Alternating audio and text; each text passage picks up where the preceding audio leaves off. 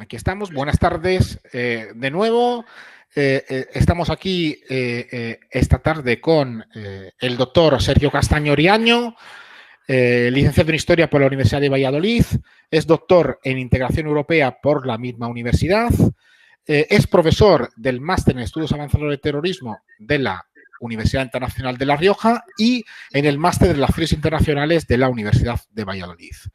Sergio Castaño también es investigador del International Center for Strategic Studies de Abu Dhabi en los Emiratos Árabes Unidos. Es autor y es un experto de varias publicaciones en el ámbito del terrorismo islámico. En particular, señalamos su libro titulado Los Hermanos Musulmanes. Buenas tardes, Sergio, y gracias por estar con nosotros. Hola, buenas tardes.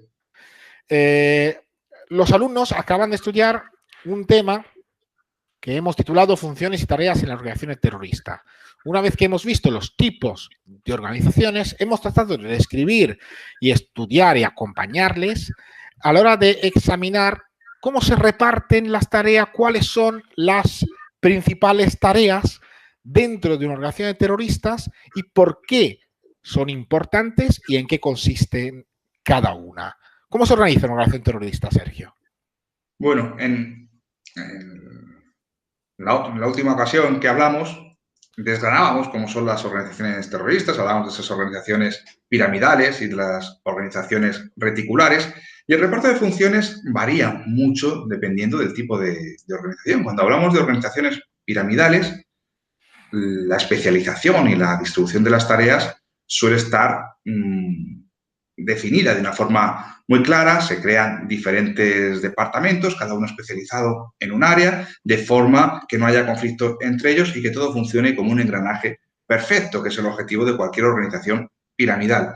Cuando la organización avanza por diferentes circunstancias hacia un tipo de modelo celular, un tipo reticular, aquí el reparto de funciones, lógicamente, cambia, porque ya no se cuenta con tantos recursos humanos, sobre todo, para poder llevar a cabo esta distribución del trabajo, y nos encontramos con pequeñas células en las que prácticamente todos los integrantes se convierten en expertos en los diferentes ámbitos. Sí que es verdad que dentro de las organizaciones reticulares están esos líderes ideológicos, podríamos situar como líder supremo, por ejemplo, a Osama Bin Laden en Al-Qaeda, y luego otros líderes ideológicos distribuidos por diferentes países del mundo que trataban de llevar a cabo esa captación.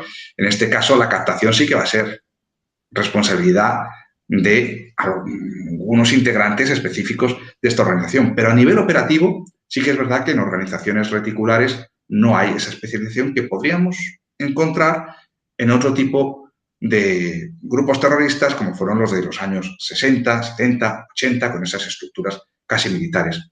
En este tipo de organizaciones el liderazgo era fundamental. También en las reticulares el liderazgo es muy importante porque si no hay un líder carismático, un líder que consiga arrastrar a las masas para sumarse a la causa, es muy difícil que esa organización pueda mantenerse. Lo hemos visto con Al-Qaeda.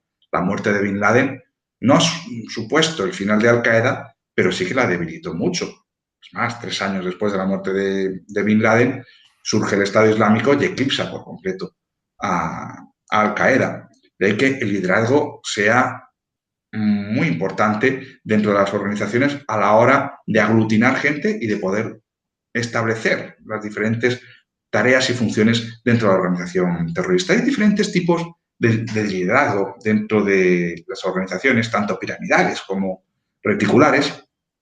Ya hablábamos de la importancia de ese líder carismático, pero el líder carismático no siempre surge.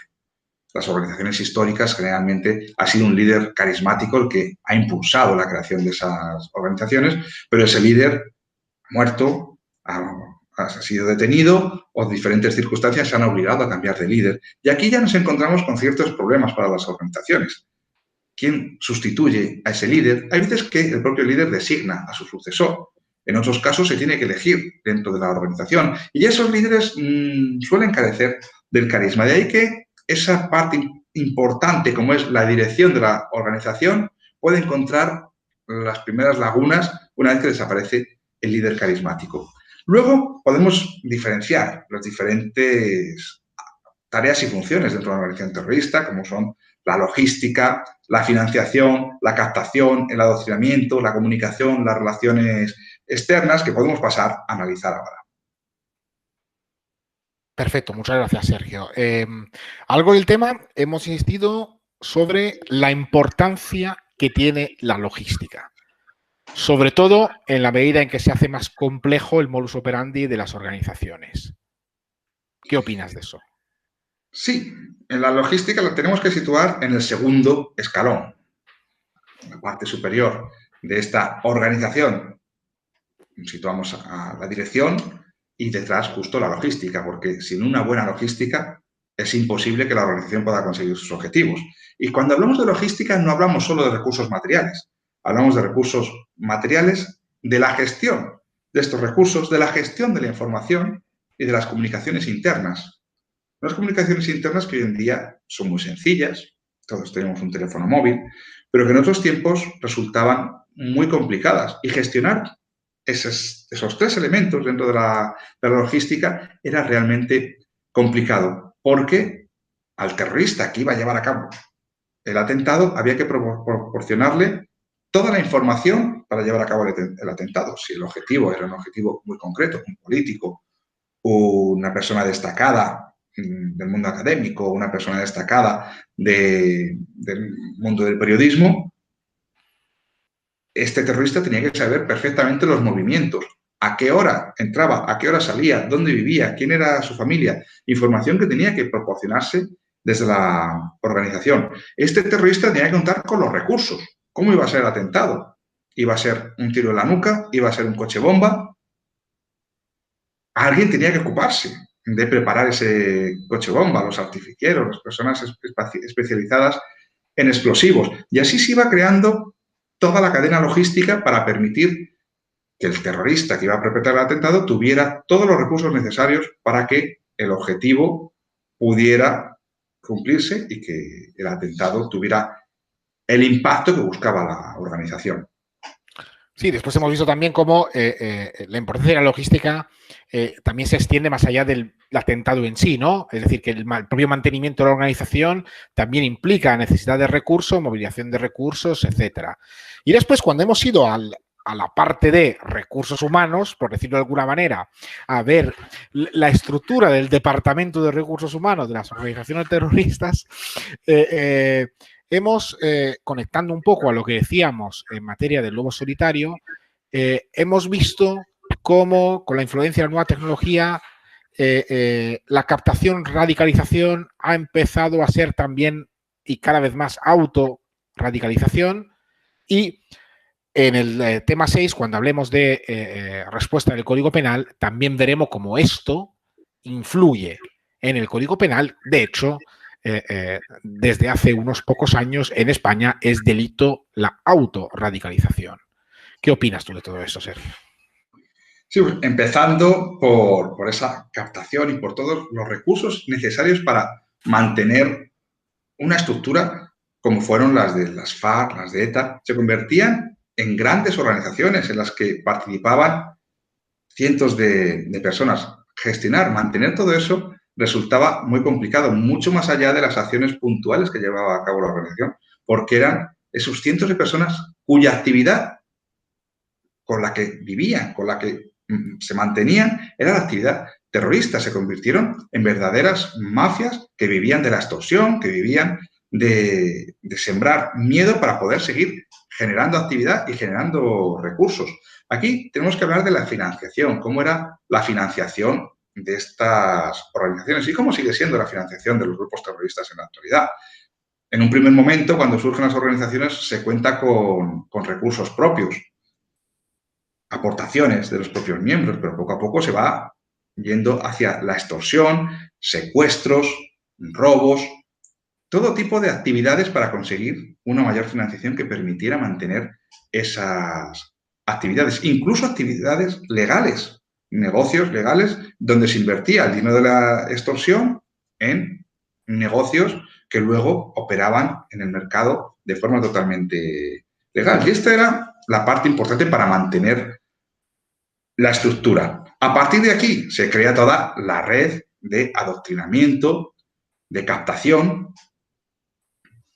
Y estas organizaciones tenían sus captadores, tenían sus especialistas para llegar a aquellos lugares donde podían encontrar personas que se pudieran sumar a la causa terrorista, y ahí se centraban en la actuación policial, en la actuación judicial, en tratar de frenar a estas organizaciones. ¿Qué sucede ahora? Que, es verdad, vamos hacia la autorradicalización.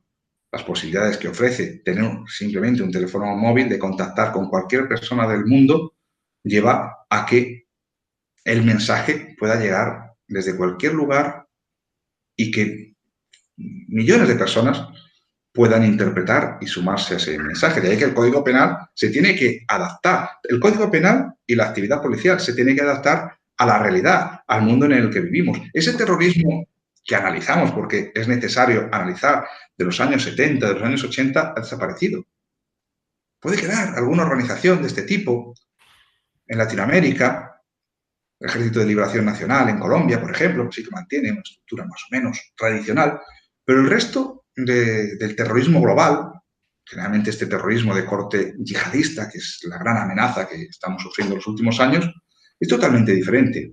¿En qué coincide? En la violencia. ¿En qué coincide? En un objetivo político. En este caso, el objetivo es el Islam político, imponer esa interpretación distorsionada del Islam como modelo de vida y como modelo en todos los aspectos de la vida, no solo en la vida privada o en la vida pública, la vida política, la vida religiosa, todo debe estar controlado por esa ideología basada en una interpretación distorsionada del Islam.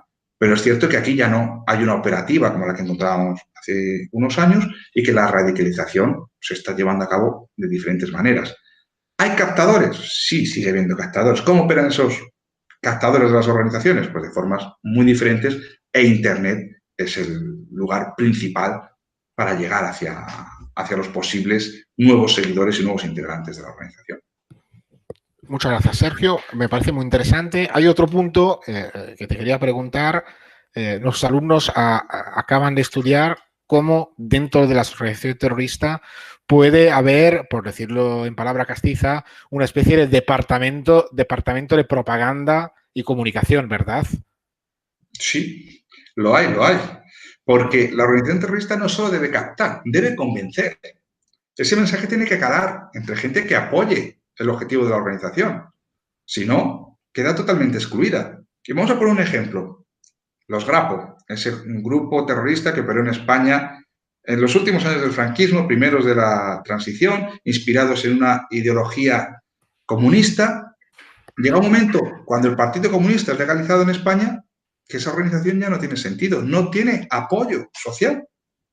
Y eso lleva no a su desaparición, porque incluso todavía se habla de algún miembro del Grapo que sigue operativo, aunque es verdad que ya no tienen ningún impacto, pero la organización perdió el apoyo social que podía haber encontrado en tiempos del franquismo. ¿Qué le sucedió a ETA? A raíz, sobre todo, del asesinato de Miguel Ángel Blanco, que pierden el apoyo social o gran parte del apoyo social con el que habían contado en el País Vasco. Y esto, sumado a la presión policial, lleva a que ETA se vaya desintegrando hasta que llega un momento que sí, existía, pero ya la amenaza de ETA iba desapareciendo, ya no tenían casi capacidad operativa. De modo que... ¿Tú también opinas entonces que el soporte social y la capacidad de la organización terrorista para conseguir apoyo social va directamente ligada con su propia supervivencia, ¿verdad, Sergio? Sí, es necesario, porque mientras ETA tuvo ese apoyo en el País Vasco y había manifestaciones y gente que apoyaba y que se sentían identificados con la causa, ETA seguía. Con los grupos de la nueva izquierda, mientras había esa división del mundo entre el mundo comunista socialista y el mundo capitalista, encontraban algunos de estos grupos apoyo en los países del bloque capitalista dentro de sectores que consideraban que la mejor opción era cambiar el sistema político y apostar por un sistema de corte socialista, de corte comunista. Cuando cae el muro de Berlín, se pierde ese apoyo social y estas organizaciones desaparecen.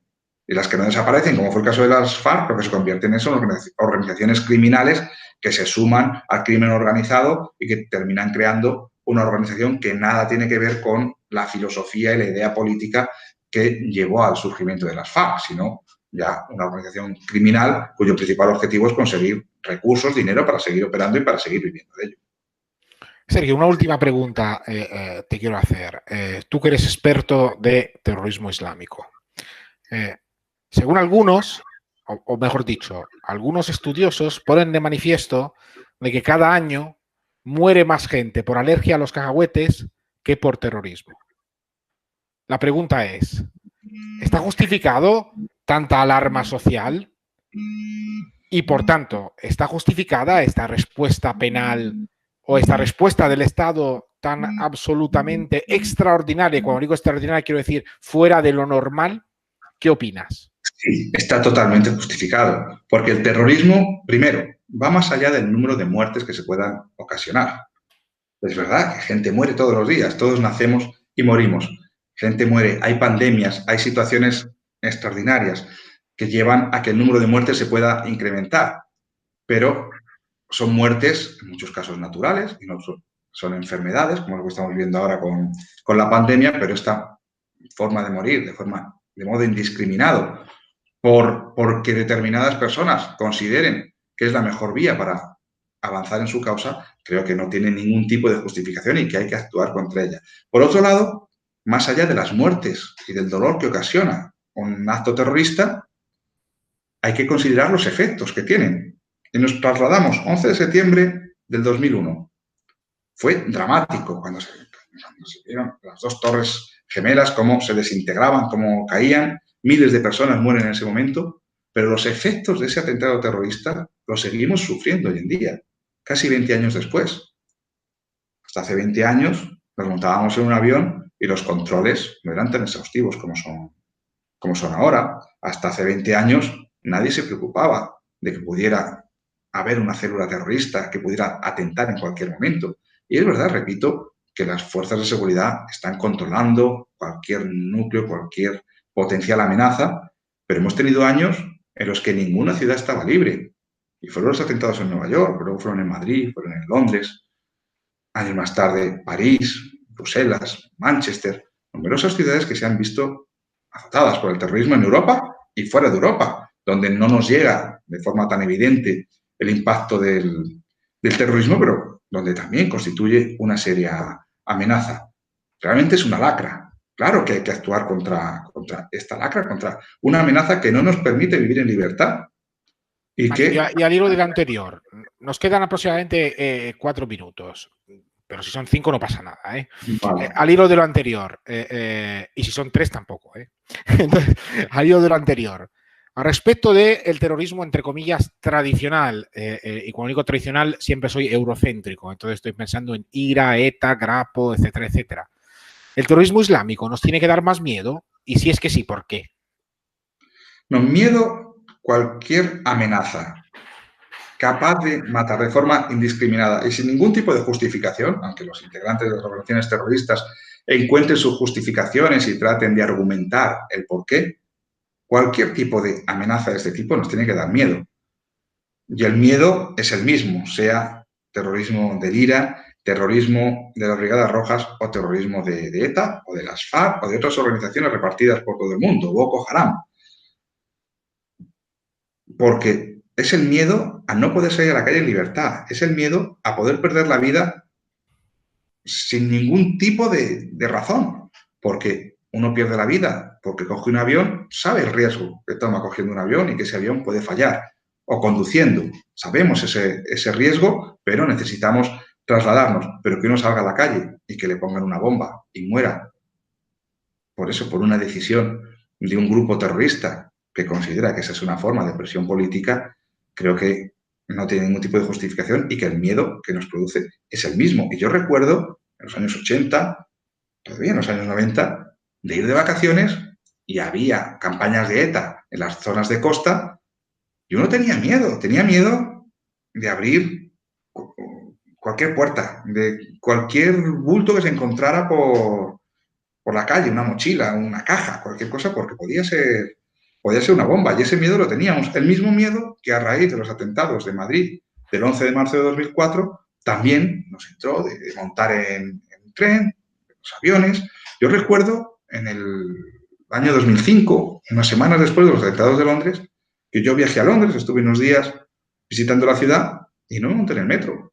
Las caminatas fueron eternas, pero yo no me atreví a montarme en el metro por el miedo a que pudiera repetirse, que era improbable, porque después del atentado el control iba a ser mucho mayor y no iban a repetir el mismo tipo de atentado a los terroristas, menos 3 o 4 semanas después. Pero el miedo lo llevábamos dentro. Y yo en ese viaje no me monté en el metro cuando es la forma más sencilla de moverse por Londres. Perfecto. Oye, Sergio, aquí hemos acabado. A mí no me queda sino darte las gracias, aunque naturalmente si tienes algo que añadir y algo que decir a nuestros estudiantes, están a tu disposición. Por mi parte, muchísimas gracias, Sergio. Pues por mi parte también ha sido un placer. Creo que bueno, hemos hablado de varias cosas. Seguro que nos hemos dejado algo en el tintero, pero tendremos alguna otra ocasión para seguir debatiendo y hablando de terrorismo internacional. Muchas gracias, Giorgio, y espero que sigamos colaborando en esta línea. Muchas gracias, Sergio.